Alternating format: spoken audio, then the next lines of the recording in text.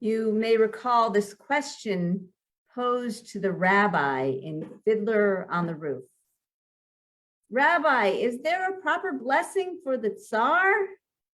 The rabbi responds, a blessing for the Tsar? May God bless and keep the Tsar far away from us. I almost imagine all of us coming off mute at the same time and joining in cacophony unity, far away from us. But that's not a blessing for the Tsar, right? That's a blessing for us, right? Have you ever found yourself offering a blessing or praying for someone whom you might consider to be an opponent? Who might those opponents be? The players on the other team? The dislikable neighbors?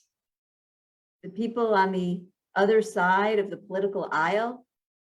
Those who could cause harm to us or our loved ones, and more. In 1960, when first grader Ruby Bridges was the first Black student to attend an all-white elementary school in New Orleans, the federal marshals escorted her so that she would be safe from the crowd that hurled hatred toward her as she entered the school. One morning, Ruby's teacher noticed Ruby walking toward the school as usual, but then she stopped, turned toward the angry, howling crowd, and seemed to even be trying to speak to them. The crowd seemed ready to pounce on her while the marshals tried in vain to keep Ruby moving. Finally, she stopped talking and walked into the school. Her teacher immediately asked Ruby what happened. Why did she try to talk to such a belligerent crowd? Ruby insistently responded that she didn't stop to talk to them. Ruby, I saw you talking, her teacher pressed. I saw your lips moving. I wasn't talking, said Ruby. I was praying. I was praying for them. Evidently, Ruby had stopped every morning a few blocks away from the school to pray for the people who hated her. But on this morning, she had forgotten until she was already in the middle of the malevolent mob. In this week's Torah portion, Naso, we find the famous ancient threefold benediction, which Aaron and his sons are to offer the Israelite people. We call this blessing Birkat Kohanim. You are probably familiar with it. Yivarechecha Adonai v'yishmerecha. Ya'er Adonai panav elecha v'funeka. Yisa Adonai panav elecha v'yasem lecha shalom. Or in English, may God bless you and protect you. May God's radiance shine upon you and be gracious to you. May God lift up God's countenance upon you and grant you peace. Well, traditionally, this blessing was reserved for those with Kohen or priestly status to bestow on others. One does not need to be a Kohen nor clergy to offer it, nor is it bestowed only on Jews. At Beth Emet on Shabbat and festival mornings, everyone present is invited to offer this blessing to the others in our midst. When we're in person, we wrap our talit or place our hands on the shoulders of others, sending them a blessing. And when we're on Zoom, we might hold up our talit like this as if it's stretched from end to end of our Zoom box, or we might hold our hands in the manner of the Hebrew letter Shin, as Shin stands for one of God's names, Shaddai, and we offer the blessing in this way. Rabbi Josh Fegelson, executive director of the Institute of Jewish Spirituality, speaks of a practice that he learned from his colleague, Rabbi Amy Eilberg. When he recites Birkat Kohanim, he starts by directing it to himself with a slightly different translation. And so the variation on the Hebrew is Yevarcheni Adonai v'yishmereni, which means may God bless me and keep me safe. Ya'er Adonai Elai v'yichuneni, may God's countenance graciously shine upon me. Yisa Adonai panav Elai v'yasem li shalom, may God's face be turned toward me and grant me peace. This is an adaptation of a type of Buddhist practice called metta, or loving kindness. It begins with showing chesed, loving kindness, to ourselves before we then turn outwards to others. I too learned this practice in the clergy leadership program that Cantor Kotler and I have been participating in with the Institute for Jewish Spirituality. And Rabbi London has also shared this practice in her teachings. The recipient of this blessing, as Rabbi Fegelson described, is toward oneself in this first round. And the wording, which I've learned from the Buddhist adaptation, is, may I be safe and free from suffering. May I be as happy and healthy as it is possible for me to be. May I have ease of being.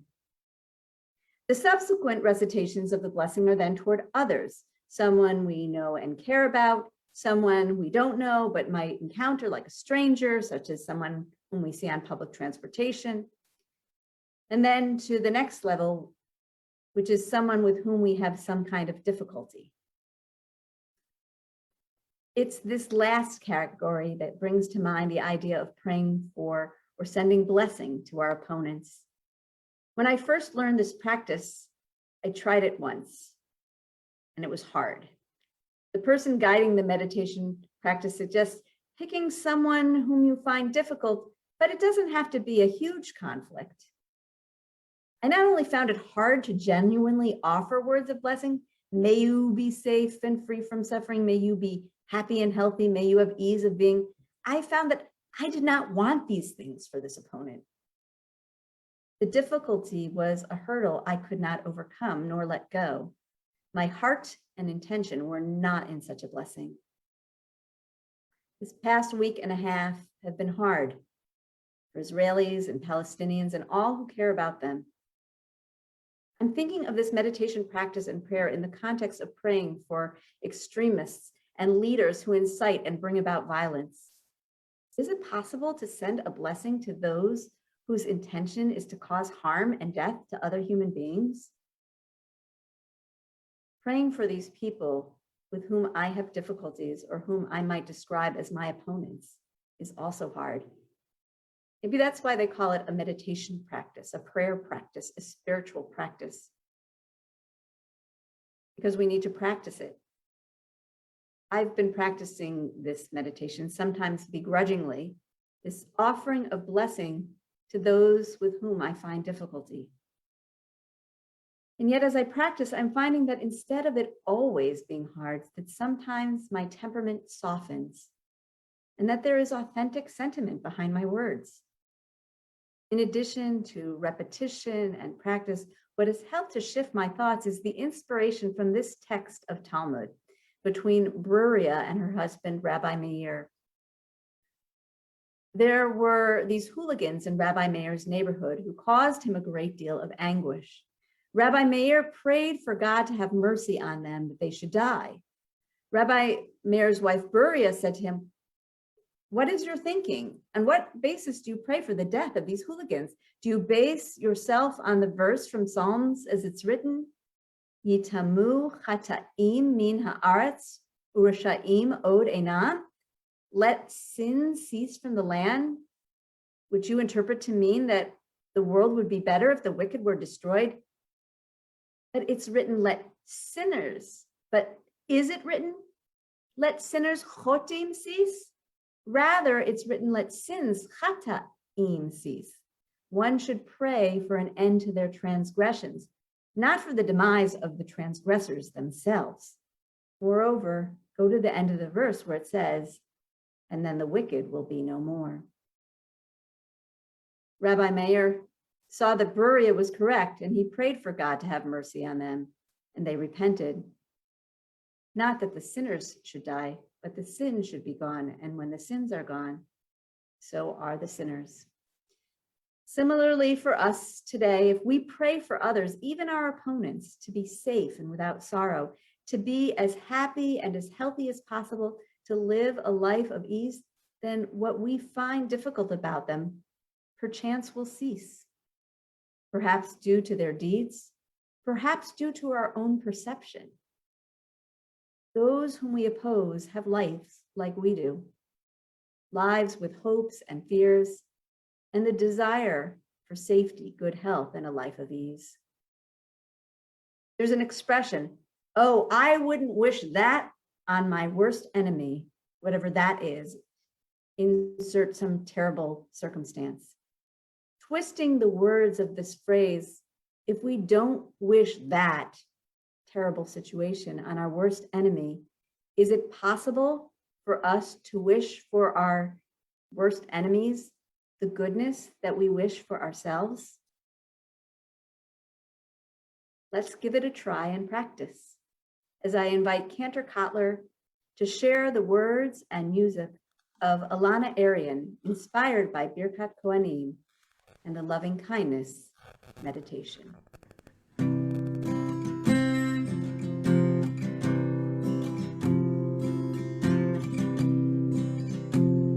May I be saved.